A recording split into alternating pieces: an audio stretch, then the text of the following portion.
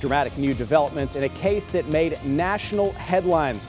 Good morning, I'm Brent Remadna. Thanks for joining us. It's 6 a.m. and the mystery man is here with weather. That's Jared. We saw some rain early this morning. What are we seeing now? Yeah. Today is the day college basketball fans have been waiting for, tip-off of the NCAA tournament. A good 911 dispatcher can be the difference between life and death, but most dispatchers aren't eligible for important benefits. And more local news tonight, a teen accused of a crime spree across Clarksville is now in custody. Police say Brian Cook took part in several armed robberies last week. Someone with a metal detector found a live mortar round in a field near Hartman Plantation. We continue to follow a breaking news alert after two teens escaped from a juvenile detention facility this morning. One was caught almost immediately and the other was captured just a short time ago. We call it luck, chance, or even divine intervention, but last week Susan Skates and her son Brandon had an experience that changed their life for the better. The TBI is investigating after a deputy shot a wanted man in Williamson County.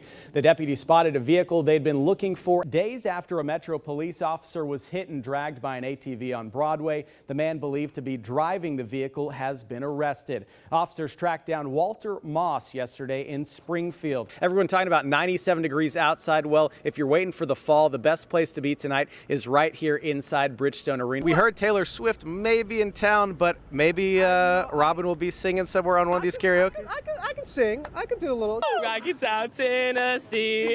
All right, that song's probably better than the Vols are playing this year, I can tell you that. If there was a Preds game, you might stop by. Oh, 100%. I'm a Michigan gal. We love hockey. All right, we may have a new Preds fan. That's not the only damage. That truck actually backed up and then drove into the side of this home. Metro Public Works estimates that $131 million is needed to repair and replace the city's bridges. Much of Middle Tennessee getting hit hard by those weekend storms, but in Humphreys and Decatur County, specifically here on Cuba Landing Road, we've seen extensive damage. As we walk here, you can see many of the roadways still covered by downed trees. The 65-acre property sat empty for years, but now with a new proposed development, some residents we spoke to say if the gates open again, they're concerned with what will go on to the property. Thousands of people displaced, lots of people still dealing with flooding. Imagine something like this coming through your windshield. Traffic backed up for miles right after it happened. Police now on high alert as this seems to be a random shooting, and in this case here, a deadly one. More than 1,000 teachers called out today. We heard about 36 bus drivers as well. These teachers want higher salaries. Now as the water goes down, we're starting to get our first look at some of the damage and just how high that water was. This SUV where someone was saved last night, the water all the way up to the windshield. Being out here, I feel like I can give you a traffic and weather update at the same time. But first, let's start with this traffic. Down trees, down power lines. Everywhere you look, there was some kind of damage, but let's get down here and show you.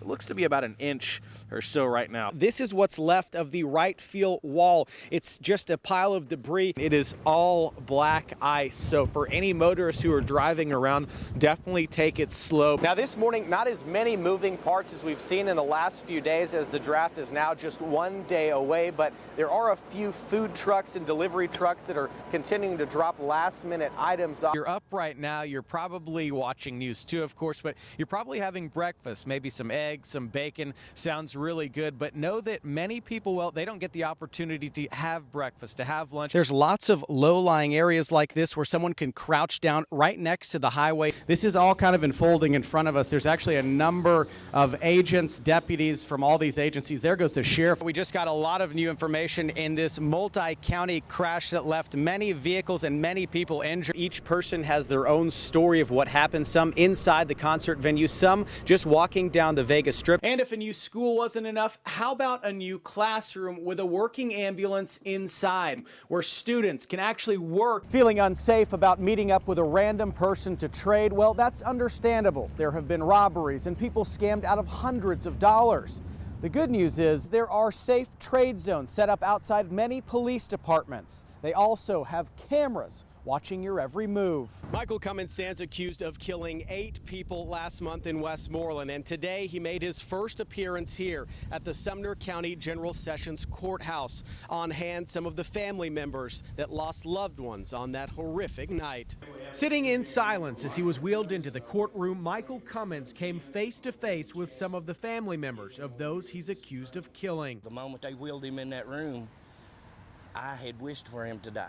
One of those family members, Steve McLaughlin, so emotional during the hearing he yelled out in anger and was removed from the courtroom as a TBI agent described how his 12-year-old niece was found dead. A little hard to take, a little hard to take. It's bad enough, the description of everything else, but with that, it's just, I just couldn't keep quiet no longer. Cummins, who's facing 7 first-degree murder charges, attempted first-degree murder, and theft, could be seen rocking back and forth for the entire hearing, a hearing that revealed disturbing details about the night 8 people were murdered. I feel Sumner County dropped the ball. This man shouldn't have been out.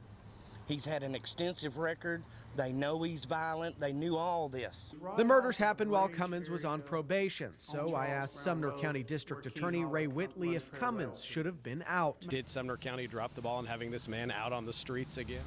Let me just say this.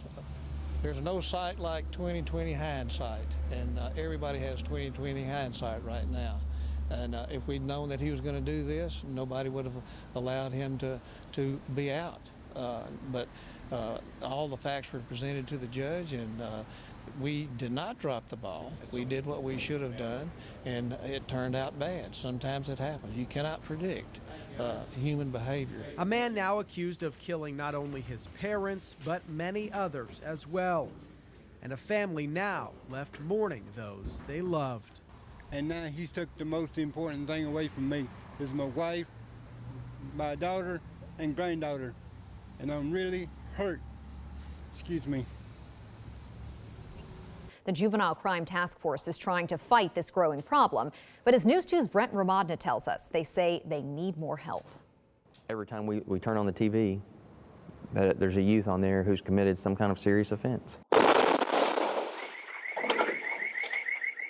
A gun store break-in caught on tape. The suspects not adults, but children. Here, another video of teens carjacking someone at a gas station. Is there a problem with juvenile crime here in Nashville?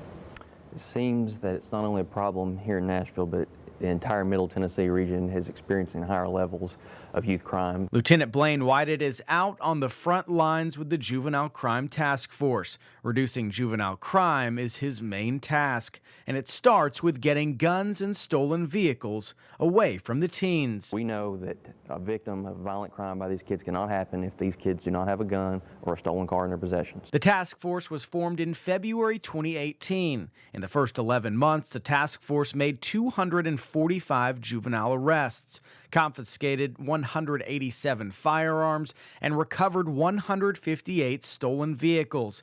So far in 2019, they've made 138 arrests, 115 firearms have been confiscated, and 149 stolen vehicles have been recovered. Some of the offenders only 12 or 13 years old. Those age numbers should really shock the conscience. Once you see the age range of some of these youth and the types of crimes that they're committing. We definitely are seeing kids getting involved in criminal activity at a younger age, and that's very concerning. Kathy Sinback with Davidson County Juvenile Court says reducing juvenile crime takes multiple agencies working together, and each juvenile requires a different approach to change their ways. All of the evidence shows that kids who have supportive environments, who have education, who are not pushed out of school, who are actually engaged in their education in their community, are going to be successful, and there will be less juvenile crime. With more eyes on the problem, Sinback hopes to see changes in the future,